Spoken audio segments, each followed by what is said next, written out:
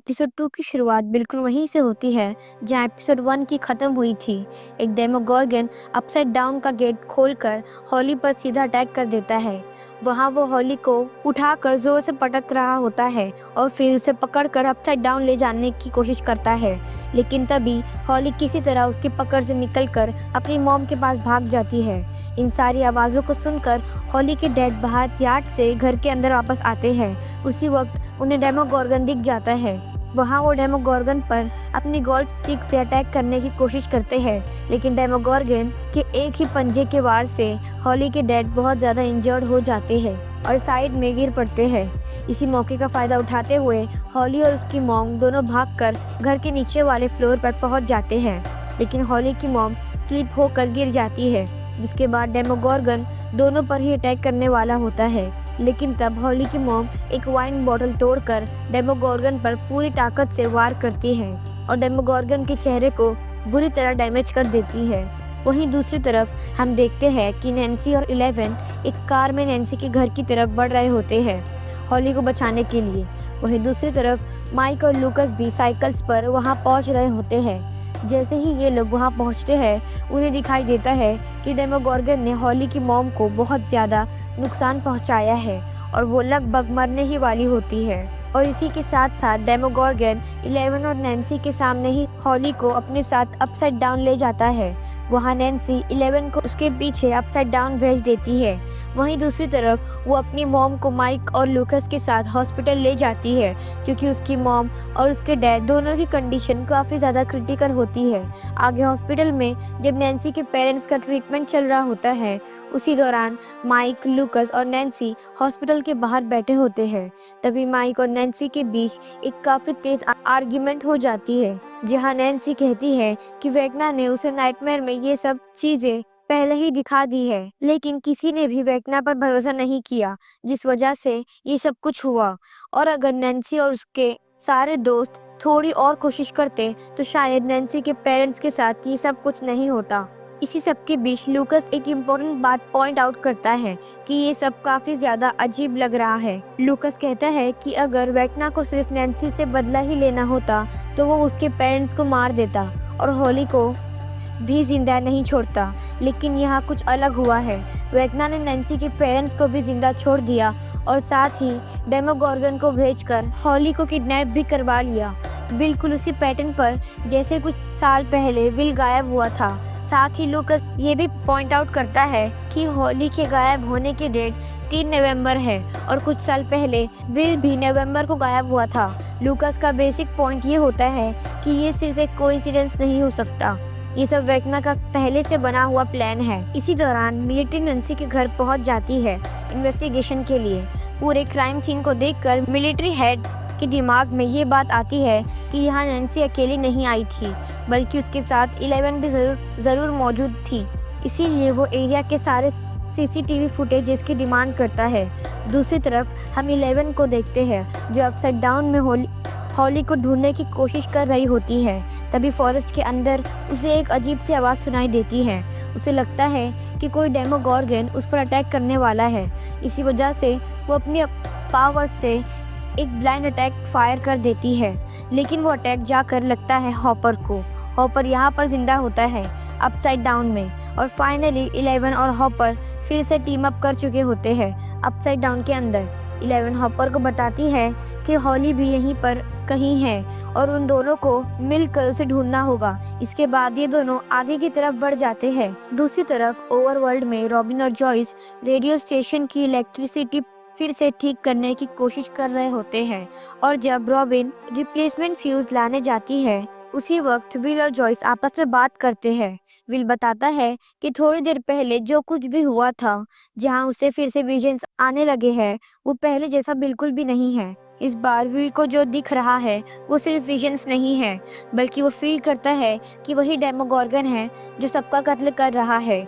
वो ये भी कहता है कि शायद कहीं ना कहीं उसका हाइव माइंड कनेक्शन फिर से वेगना और डेमोगोर्गन के साथ एक्टिवेट हो रहा है।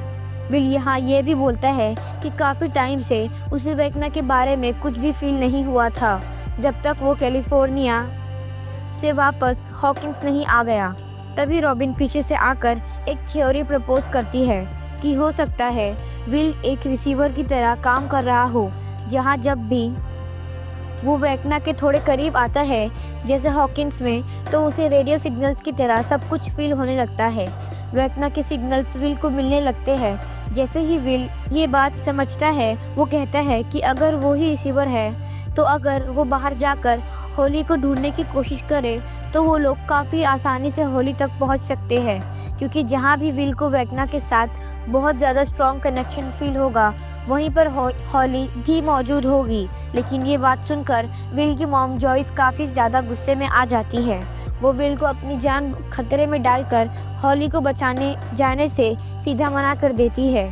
दूसरी तरफ हम स्टीव हैरिंगटन और जेनेथन को देखते हैं, जिनकी कार खराब हो चुकी होती है और वो रास्ते में किसी से हेल्प मांग रहे होते हैं गाड़ी ठीक करवाने के लिए। इसी बीच उन दोनों के बीच नैन्सी को लेकर एक काफ़ी हीटेड आर्ग्यूमेंट हो जाती है और इसी आर्ग्यूमेंट के दौरान अचानक वहाँ डस्टिन आ टपकता है, जिसका चेहरा पूरी तरह सूजा हुआ होता है। ये हाल उसके बुलीज यानी एंडी और उसके दोस्तों की वजह से होता है। मीनवाइल अपसाइड डाउन में हॉपर 11 पर काफ़ी ज़्यादा गुस्सा होता है, क्योंकि 11 ने नैन्सी के घर जाने के लिए टनल्स का यूज़ नहीं किया, बल्कि वो सीधा खुली कार में चली गई। अब हॉपर को डर होता है कि मिलिट्री को ये भी पता चल गया होगा कि 11 इस वक्त अपसाइड डाउन में है और वो लोग जल्दी ही 11 को हंट डाउन करते हुए यहाँ तक पहुँच जाएंगे। इसी बात को लेकर 11 और हॉपर के बीच एक काफी हीटेड आर्गुमेंट देखने को मिलती है। इसी बीच 11 को जमीन पर डेमोगोर्गन के खून के निशान मिलते हैं। दोनों उन निशानों को फॉलो करना शुरू कर देते हैं ताकि वो लोग हॉली को वहाँ ढूंढ सके। इसके बाद स्टोरी वापस हॉस्पिटल की तरफ मुड़ती है, जहाँ माइक नैन्सी को बताता है कि उसके दिमाग में एक थ्योरी आई है। वो कहता है कि हॉली जिस अननोन आदमी के बारे में अक्सर बात करती है, उसी ने आज सुबह हॉली को वॉर्न किया था। इसके बाद स्टाफ अपना बेस चेंज करके अपनी मॉम से मिलने जाते हैं, क्योंकि उन्हें लगता है कि शायद उनकी मॉम को इस मिस्टीरियस मैन के बारे में कुछ पता हो सकता है। उन्हें बेस चेंज इसलिए करना पड़ता है क्योंकि हॉस्पिटल स्टाफ उन्हें अपनी मॉम से मिलने की इजाज़त नहीं देता।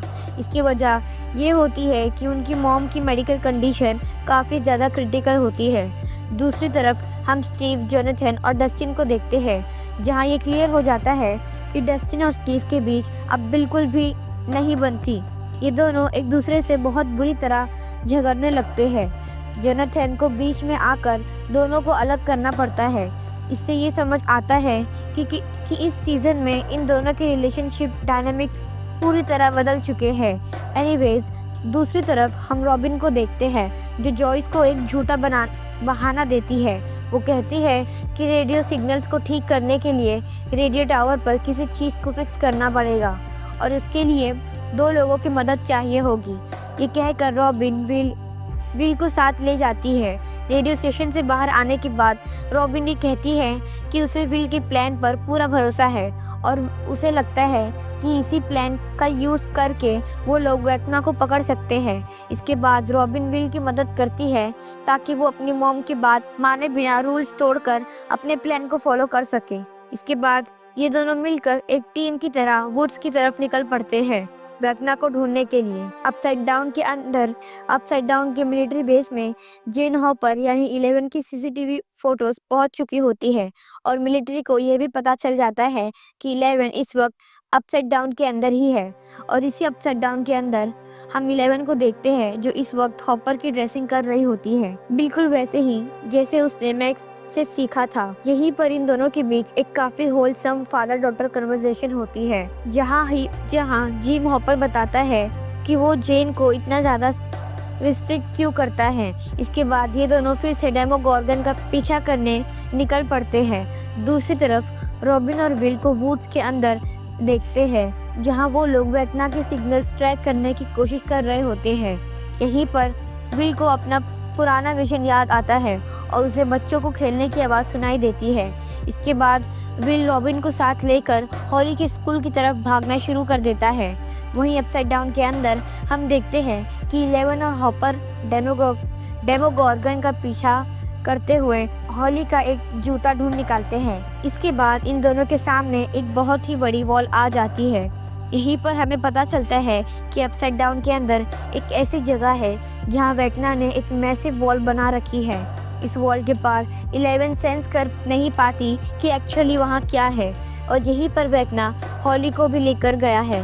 अब हमें ये नहीं पता कि हॉली अभी जिंदा है या नहीं। दूसरी तरफ ओवरवर्ल्ड में हॉस्पिटल के अंदर, क्योंकि नैन्सी की मॉम अपनी कंडीशन की वजह से ज़्यादा बोल नहीं पा रही होती, लेकिन फिर भी वो लिखकर नैन्सी और माइक तक अपनी बातें पहुंचाने की कोशिश करती है। वहीं इसी वक्त विल और रॉबिन हॉली के स्कूल पहुंच जाते हैं, जहां विल कहता है कि उसे जो विजन आया था वो इसी जगह का था। इसके बाद ये दोनों फिगर आउट कर लेते हैं कि जब भी वेकना किसी विक्टिम को हंट करता है, उसी वक्त हाइव माइंड की वजह से विल एक्चुअली उस विक्टिम के अंदर पहुंच जाता है। उसे वही सब दिखाई देता है जो उस विक्टिम को देखने वाला हो उसे वही सब दिखाई देता है जो उस विक्टिम को दिखने वाला होता है, जिसे वेकना हंट करने वाला है। और यही दूसरी तरफ हॉस्पिटल में जब नैन्सी और माइक अपनी मॉम से पूछते हैं कि उस मिस्टीरियस आदमी का नाम हॉली क्या बताया करती थी, तब नैन्सी की मॉम पेपर पर लिखकर नाम बताती है, हेनरी। और यहीं पर सारी चीज़ें क्लियर हो जाती है। ये हेनरी कोई और नहीं बल्कि हेनरी क्रील है, और हेनरी क्रील ही वेकना का असली नाम है। इसका मतलब ये होता है कि इतने टाइम से हॉली, जिसे अपना इमेजिनरी फ्रेंड समझ रही थी, वो कोई और नहीं बल्कि वेकना ही था, और हॉली उसकी नेक्स्ट विक्टिम थी। और जब हॉली को हॉन्ट किया जा रहा था, क्योंकि हॉली विक्टिम थी, इसी वजह से विल उसके अंदर पहुंच गया था। विल उसके पॉइंट ऑफ व्यू के अंदर चला गया था। और अब इस वक्त अगर हॉली जिंदा भी हो तो वो अपसाइड डाउन की वॉल की दूसरी तरफ मौजूद है। और इसी के साथ एपिसोड 2 यहीं एंड होता है।